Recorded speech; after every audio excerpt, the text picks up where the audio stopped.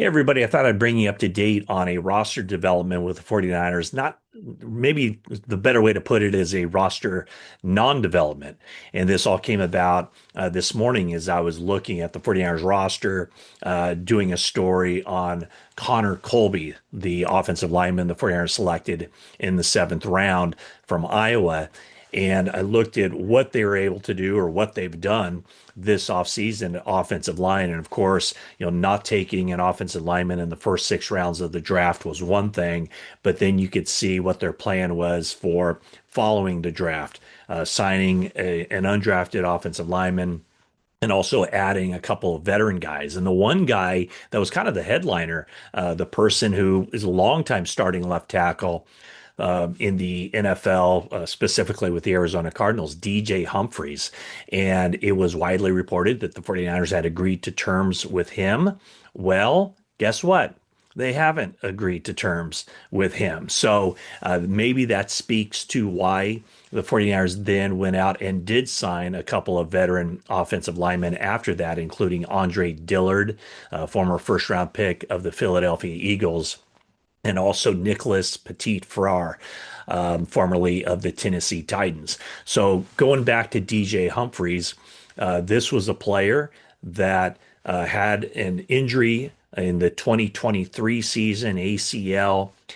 He wasn't cleared to play or didn't latch on with another team until the middle or late part of the season last year with the Kansas City Chiefs. And the Kansas City Chiefs really struggled to find a left tackle after drafting Kingsley Suamataia, and he struggled for the first couple of games. And so they got DJ Humphries with the idea that he could help them in the stretch run and the postseason.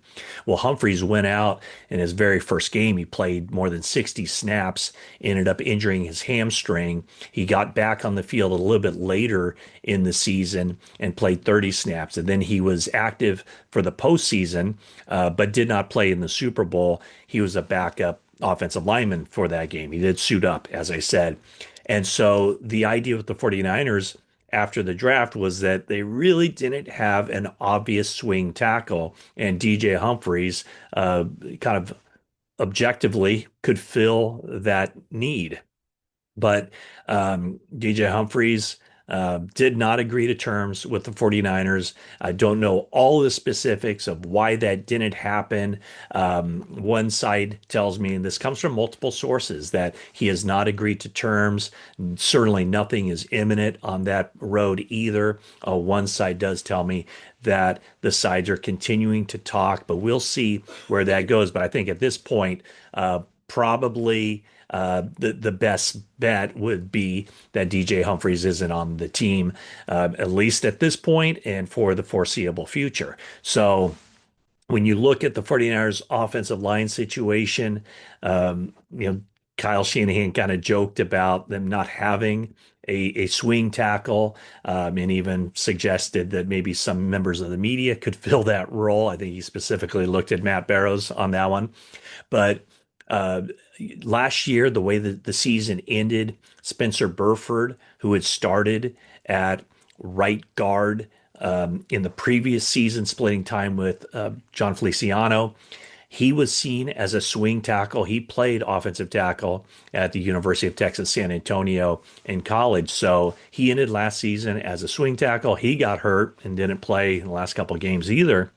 The other guy who could potentially fill that role would be Austin Pleasance, who the 49ers picked up off a practice squad and ended up playing some last season for the 49ers as well. So Andre Dillard is somebody who could potentially be a swing tackle. Not sure exactly the plan for Nicholas Petit-Frere, but when you look at the 49ers offensive line, you have your four starters who are returning. And I would assume that those four starters will be back in their starting roles.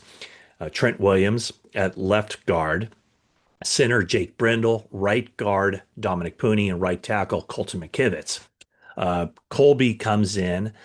Connor Colby comes in as a seventh round draft pick from Iowa. He has the advantage of playing in a similar system in college, but as a seventh round pick, probably not real likely that he's able to put himself in a position to start year one. But the 49ers have Ben Barch, they have Matt Hennessy, they have Nick Zakel, and the aforementioned Spencer Burford. So some competition, a lot of competition for those backup spots for the 49ers. The five starting offensive linemen. I guess if you were to ask me to go out on the limb and tell you who I believe will be the starting left guard, and that position became available when Aaron Banks signed a lucrative contract with the Green Bay Packers. My bet right now would be Ben Barch. He has starting experience from his time with the Jacksonville Jaguars. Burford, I guess, would be my bet to be the swing tackle after that position became available when Jalen Moore signed a very lucrative contract, $15 million per season with the Kansas City Chiefs. So 49ers had a couple of their offensive linemen sign big money deals at the outset of free agency, which now leaves the 49ers with a couple of holes to fill. And so I have talked about the 49ers plan and what they did in the draft, more likely what they didn't do in the draft as it pertains to the offensive line. And, a couple of the things that we've talked about is that, John Lynch said that if the 49ers did not have the opportunity to select Michael Williams at number 11 overall, they more than likely would have gone with an offensive player at that spot. Well, one guy that I think it might have been was who the Saints took at number 9 instead of Michael Williams. 49ers expected the Saints to take Williams. They ended up taking Kelvin Banks. So if the Saints had taken Williams, then Kelvin Banks would have been there for the 49ers. And there's a chance, maybe a big chance the 49ers would have selected Kelvin Banks at number 11 overall. The other opportunities for them to take an offensive lineman were in the second round. They went with Alfred Collins instead of Ariante Ursary, the offensive lineman, offensive tackle from Minnesota.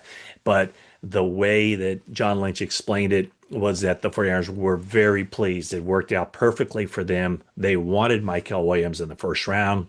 They wanted Alfred Collins, the defensive tackle from Texas, in the second round. Those are the two guys that they selected to fill glaring, obvious needs on the defensive line.